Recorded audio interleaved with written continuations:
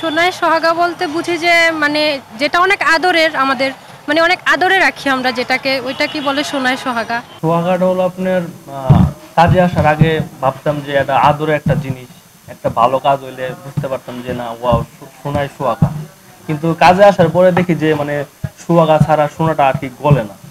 বুঝতে পারছেন? মানে যদি মনে করেন আমি সোনাটা গালাই, শিয়া বাটার ও ভিটামিন ই সমৃদ্ধ lily glam beauty soap. Lily always beautiful. তাহলে দেখেন আমার সোনাটা মানে খিট খিট ধরে আছে, সোনাটা গলতেছে না। আর আমি মনে করেন যে সোহাগাটা যদি দেই, সোহাগাটা দিলাম, এই সোনাটা মনে করেন যে আমার তাড়াতাড়ি গলতেছে এবং কি পানির মতো টলবল হয়ে যাইবে। মানে এক এক কথায় ভালো, মানে সোহাগা ছাড়া আর কি সোনাটা আপনার গলবো না ভালোভাবে। মানুষজন যেটা বলে এখন, আমিও তো আগে তাই ভাবতাম যে না একটা ভালো একটা কাজ হইলে আর কি সোনায় সোহাগা বলা হয়। কিন্তু আপনি আসলে যে জিনিসটা হলো হচ্ছে যে সোনাটা গালার ক্ষেত্রে আপনার সোহাগা লাগে।